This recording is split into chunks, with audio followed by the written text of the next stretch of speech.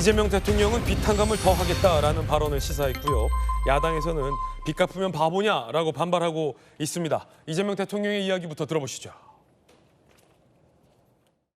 예측했던 위험, 이미 다 비용으로 산정해가지고 이자로 받고 있는 부실채권. 이 10명 중에 1명은 못 갚을 거라고 보고 9명한테 그 1명 못 갚을 거를 계산을 해가지고 9명한테 다 이자를 받고 있는데, 다 받았는데 그 못 갚은 1명을 끝까지 쫓아다가 다 받으면 이게 부당이득이죠. 이중으로 받는 거잖아요. 그래서 사실 이건 정리를 해주는 게 맞습니다. 그게 이제 형평성에 맞다. 그러면서 더 탕감해주겠다라는 발언도 나왔는데요. 함께 보시죠. 정상적으로 빚을 갚는 분들도 많이 깎아줄 생각이고 앞으로도 채무 탕감을 추가할 생각이다. 정상적으로 빚 갚는 사람도 깎아주고 더 탕감해주겠다라고 밝혀서 논란이 일고 있습니다. 오늘 한 조간신문엔 이런 비판적 사설도 실렸습니다. 대통령이 추가 탕감 말하면 누가 빚 갚겠나. 조선일보 사설인데요. 역대 정부가 채무 탕감 남발하지 않고 억제한 건 부작용을 경계했기 때문이다. 대통령이 추가 탕감 공언하는 건 자칫 신용 시스템을 흔들 수 있다. 누가 성실하게 빚을 갚겠냐라고 비판했습니다. 이재명 정부가 빚을 탕감해 주는 건 국민들이 앞으로 내야 할 부채로 돌아옵니다. 그런데 정상적으로 빚을 갚고 있는 사람들도 더 깎아주고 빚 탕감을 더 해주겠다라고 밝혀서 논란이 일고 있는 겁니다. 자, 야당에서는 누구 돈으로 선심 쓰냐라는 비판도 나오고 있습니다. 정혁진 변호사님 어떻게 보십니까? 글쎄요, 지금 대통령께서 부당이득이라는 말을 쓰셨는데 부당이득이라고 하는 것은요, 법률상의 개념입니다. 민법에 나와 있어요. 민법에 어떻게 나와 있느냐? 법률상 원인 없이 다른 사람으로부터 이익을 얻고 그 결과 그 사람에게 손해를 끼쳤을 때 이거를 부당이득이라고 하고요. 이 부당이득은 반환하도록 되어 있습니다. 그런데 지금 마치 은행이 부당이득을 얻는 것처럼 대통령께서 말씀을 하셨는데 정반대 아니겠습니까? 빚탕감은요, 채무자한테 아무런 법률상의 근거 없이 채무자가 갚아야 될 돈을 그걸 갖다 없애주는 게 그게 이제 그 이른바 지금 채무 면책인데 이게 어떻게 부당이득이 되겠습니까? 오히려 부당하게 이득을 얻는 사람은요, 은행이 아니고 누가 되겠느냐? 이 채무자가 되는 것이 아닌가? 저는 그런 생각이 들고요. 그다음에 대통령은 마치 은행이 항상 영원히 항상 이득을 갖다 보는 그런 기관이라고 생각을 하는 모양인데, 제가 예금보험공사에서 변호사했을 때 그 직전에 뭐가 있었냐면 IMF가 있었단 말이에요. 네. 은행도 망할 수가 있습니다. 우리나라 그 전까지는 은행이 망할 거라고는 생각을 하지 못했었는데 IMF 역풍 딱 그 불어닥치니까 우리나라 은행 거의 절반 정도가 무너져 내렸다고요. 그다음에 또 IMF 위에 또 뭐가 있었느냐? 이번에는 저축은행이 무너졌었어요. 제가 예금보험공사에 있을 때 저축은행이 400개도 넘었는데요. 지금은 100개도 안 될 겁니다. 그러니까 왜 그렇게 됐느냐? 은행도 망할 수 있으니까 그런 거 아닌가?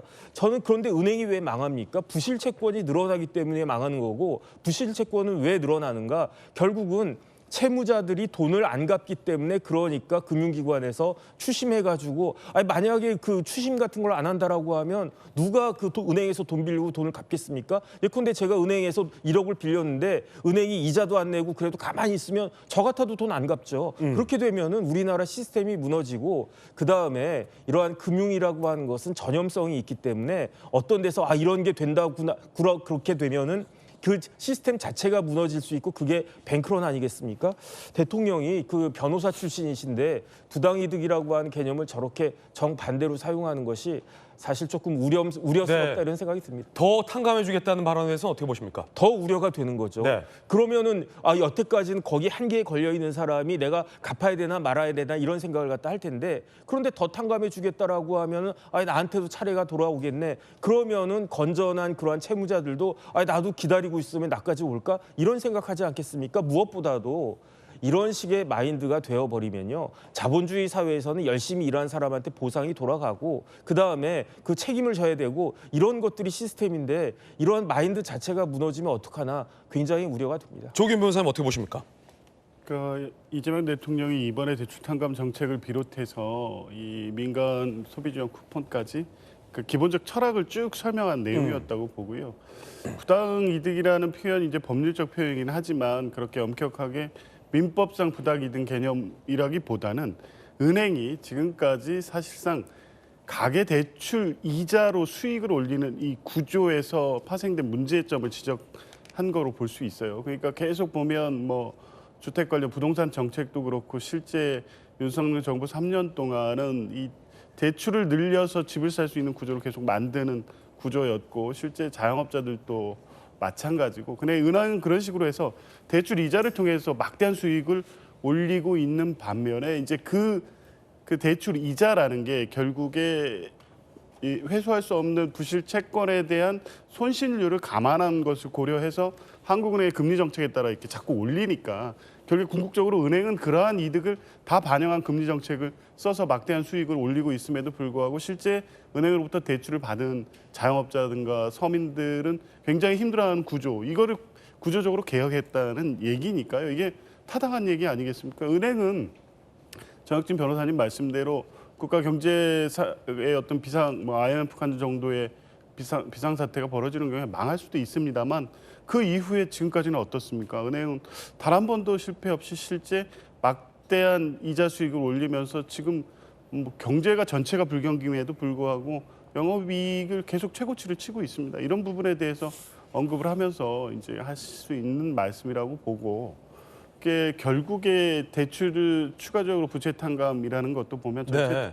구조에서 대출 장기 연체자가 계속 늘어나는 사태는 경제 전체 활력을 떨어뜨리기 때문에 이걸 어떻게든 선순환시키기 위한 방법으로서 부채 탕감 정책은 있어 왔던 거죠. 역대 모든 정부에서 있었고, 물론 이제 각 정부 그 당면한 당시 경제 상황에 따라서 탕감 규모라든가 방식이 조금씩 달랐지만 지금은 이제 그 이상으로 IMF 이상으로 굉장히 비상한 상황이라는 걸 고려했을 때 7년 연체자 5천만 원 이하, 그것도 실제 상환 능력이 전혀 없다는 것이 확인된 사람들에 대해서 탕감하는 정책은 도덕적 해이라는 어떤 부작용 우려보다 실제 경제에 미치는 긍정적 효과가 훨씬 크다고 판단을 한 것이고요. 네. 이번 한 번으로 끝날 수 없는 게 이제 장기 연체자 외에 실제 코로나 때 상당히 폐업한 자영업자들도 당시 부채로 인해서 고통받는 분들이 많기 때문에 그 상황을 전체적으로 다시 조사해서 추가적 조치가 필요하다는 얘기를 하신 것 같습니다. 이제 그만큼 지금 현재 경제 상황이 어렵다는 거고, 부채 탕감을 통해서 과거 정권에서도 그렇고 실제 이재명 대통령께서 성남시장, 경기도시절에 비슷한 알겠습니다. 정책을 네. 통해서 성과를 확인했기 때문에 할 수 있는 얘기라고 봅니다. 자, 빚 탕감에는 막대한 재원이 듭니다. 정부가 대신 갚아주는 거기 때문에 자, 은행이 이 빚을 추심하는 것을 부당 이득으로 규정하고 빚을 탕감해주겠다, 더 탕감해주겠다라고 밝혀서 지금 논란의 핵심 쟁점이 서고 있는 건데, 한 가지 더 논란이 일고 있습니다. 야당에서 이재명 정부가 이 같은 이 파퓰리즘 재원을 충당하기 위해서 우리에게 필요한 국방 예산 905억 원을 잘라냈다라고 비판하고 있습니다. 들어보시죠. 이재명 정부가 전국민 현금 살포 재원 마련을 위해 국방 예산 905억 원을 잘라냈습니다. 정말 재원이 필요했다면 대통령실 특활비부터 철회하는 것이 순리였지만 이재명 정부는 국방 전력 강화 예산에 손을 댔습니다. 더 황당한 건 이 사실을 민주당과 이재명 정부가 국회 국방위에 사전 설명조차 없이 예결위 막판까지 사실상 은폐했다는 점입니다. 국가안보는 정권의 섬심성 예산을 충당하는 ATM기가 아닙니다. 야당에서 비판하고 있는 논란인 건데, 박충건 의원님, 사실은 북한 김정은 국방대에서 오셨잖아요. 그렇기 때문에 이 북한의 최신 어떤 무기 개발에도 직간접적으로 관여하시다가 이건 아니다라고 싶어서 이제 탈북을 선택하셔서 국회의원까지 되셨는데, 국방비라고 하면은 북한의 어떤 고도화된 무기나 아니면 우리를 향한 어떤 위협과 도발로부터 이 우리 국민의 재산과 생명을 지켜주는 안보 예산인데 905억 원이 삭감됐어요. 어떻게 보십니까? 국방 예산은 지금 우리나라 한반도 상황에서 국방 예산은 늘려야 하는 것이 맞는 상황입니다. 왜냐하면 지금 북한이 핵무기를 완성했고 ICBM 또한 기술력을 고도화하면서 미국을 견제할 수 있는 그런 수단까지도 다수 보유하고 있고, 네. 또한 우리 대한민국을 향한 대한민국을 공격하기 위한 여러 가지 무기 체계들을 고도화해가고 다양화해가고 있는 상황입니다.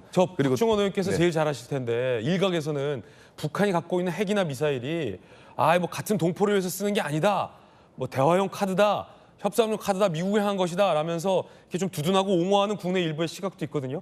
박 의원이 보시기에는 저 무기는 누구를 향한 무기라고 보십니까? 저는 지금의 북한 정권이 국방력 그러니까 무기 기술 고도화에 집중 투자하는 것은 대한민국을 견제하기 위한 용도다라고 저는 보고 있습니다. 저 무기는 우리를 향한 무기다. 그렇죠. 네, 왜냐하면 북한 정권에게 있어서 가장 위협적인 존재는 대한민국입니다. 북한의 주민들이 의식이 변화되고 그리고 그 체제가 존속하기가 어려운 상황으로 가는 것이 결국에는 우리 대한민국이 있음으로 인해서 대한민국이 잘 살고 동포의 나라인 대한민국이 잘 사는 것을 북한 주민들이 바라보면서 이 생각의 변화가 일어나는 그런 부분들을 대응하기 위해서 김정은 정권이 유사시에 정말 예. 위험한 경우에는 정말 김정은 정권이 스스로 위험하다고 느낄 경우에는 정말 어떤 좋지 않은 그런 선택을 취할 수도 있다라는 전제하에 무기 개발을 집중하고 있는 것이기 때문에 그것은 철저히 네. 대한민국을 견제하기 위한 용도다. 그리고 지금 국방 예산 905원 잘라낸 거 혹시 네. 야당 박충건 의원이나 다른 야당 의원들은 알고 계셨습니까? 저도 그 대변인 연평을 통해서 알게 됐고요. 전혀 몰랐었다. 네, 그렇습니다. 어떻게 생각하십니까? 905억 국방비 예산 삭감. 절대로 있어서는 안 되는 일이라고 생각하고 있습니다. 최근 또 북한이 러시아와 밀착 관계에 들어가면서 예. 북한의 어떤 러시아로부터 군사 기술 지원도 받고 있고 그러면서 점점 더 그 어떤 군사 기술 고도화라든가 그리고 남한을 위한 위협의 수위를 이제 높여갈 예정으로 보고 있습니다. 왜냐하면 최근에 그 우크라이나에 파견된 북한군 포로들의 증언을 통해서도 알 수 있지만 북한은 지금 이 순간에도 남침 그 전쟁 준비에 박차를 가하고 있는 그런 상황입니다. 그런 상황에서 우리나라가 북한의 핵과 ICBM과 그리고 여러 가지 비대칭 전력에 대응할 수 있는 국방 예산을 늘려서 우리나라의 국방력 강화에 좀 더욱더 박차를 가해야 하는 시점에서 국방 예산을 삭감했다라는 것은 적절하지 않은 조치다라고 말씀드리겠습니다. 예, 강하게 좀 비판해 주셨는데 자 박승민 전 최고 어떻게 보십니까? 야당에서는 결국은 이렇게 야당 주장이에요. 선심성 재원이 필요해서 국방 예산을 잘라내는 거 아니냐라고 강하게 비판하고 있는데요. 어떻게 보십니까? 일단 저는 내용을 들여다보면 그렇게 얘기할 수는 없다라고 생각을 합니다. 왜냐하면 이 방위산업 예산과 관련해서 지금 정부에서 밝히는 입장들이 굉장히 상세한 설명을 동반하고 있는 상황이거든요. 그러니까 예를 들면 이런 겁니다. 사실 방위산업이라는 그 예산 자체가 방위사업 예산 자체가 대규모로 좀 구매 협상을 해야 되고 아니면 복잡하게 좀 시행 평가를 해야 되고 그러니까 이런 구조적인 요인들이 있기 때문에 타 예산 대비해서 좀 불용의 예산이 좀 높은 편이기도 하거든요. 근데 이번 상황을 보게 되면 이런 겁니다. 국외 무기를 사기로 했는데 국외 판매 업체와의 구매 협상이 결렬되는 일이 있었고요. 아니면 이제 계약을 맺기로 한 업체에서 어떤 시험 평가 지연 그러니까 불합격 한 거죠. 그래서 연내 계약이 불가능해지는 상황이 생기는 거고요. 아니면 여러 가지 숙소를 신축을 하기로 했는데 이건 역시도 개발 제한구역 해제 협의가 지연되게 되면서 연내 계획했던 시점에 못하게 되면서 불용하는 예산들이 생기는 겁니다. 그러니까 이런 상황적인 한계들이 있기 때문에 연내에 집행하기 어려운 금액에 대해서 감액을 하는 것이지 이것이 무턱대고 깎는 것은 아니거든요. 그러니까 쉽게 말하면 어떤 물건을 사려고 했는데 그 물건이 어떤 이 시장에 나오기까지 통과해야 되는 테스트를 통과하지 못해서 불합격이 되거나 아니면 이제 구매할 그 단가를 맞춰 보다가 계약이 불발이 되거나 이런 일들이 생기는 거예요. 그렇기 때문에 이런 상황 속에서 예산을 불용되는 예산이 생겼고 그것을 감액한다라는 이유로 이것이 마치 어떤 약간 여러 가지 이제 국방에 신경을 쓰지 않는다. 혹은 아니면 지금 국내외 위협이 산재한데 이 부분에 대해서 대비하지 않는다. 이렇게 마냥 이제 덮어놓고 비판을 하는 것은 전형적인 정치 공세인 것이고 내용을 들여다보면 그럴만했구나라는 생각이 드실 거다라는 말씀 전해드립니다. 네, 야당이 이렇게 비판하고 있는 가운데 야당 박수영 의원은 이 전국민 25만 원 소비 쿠폰과 관련해서 이런 발언을 했다가 이 누리꾼들로부터 역풍을 맞고 있다라는 보도도 나왔습니다. 당선 축하금 25만 원 대신 이 사는 해수부 빨리 보내달라. 부산 시민은 25만 원 필요 없다라고 말했다가 누리꾼들이 부산 시민에게 물어는 받냐? 난 필요하다. 진짜 빼고 준다면 다 들고 일어날 것이다. 라고 누리꾼들의 어떤 반발과 역풍도 일었다라는 보도도 나오고 있습니다. 그러니까 야당에서는 앞서 이제 박충건 의원 얘기처럼 정익진 변호사님, 네네. 25만 원씩 소비 쿠폰 주는 것이나지 아니면 비탄감을 해주고 더해준다라는 것들에 막대한 어떤 재원이 필요한데 꼭 필요한 어떤 국방비나 이런 것에서 삭감을 하는 것으로 보이니 누가 25만 원 달라고 했냐? 필요 없다라고 했다가 난 필요한다. 너만 받지 마, 난 받을래. 뭐 이런 사실 또 사람 심리가 네네. 다 주는데 우리만 안 주면 또 그렇거든요. 아니면 줬다가 뺏으면 좀 더 그렇고 네네. 그런 것 같아요. 어떻게 보십니까? 일단 저는 박수영 의원이 잘못했다고 생각을 네. 합니다. 왜 그런가?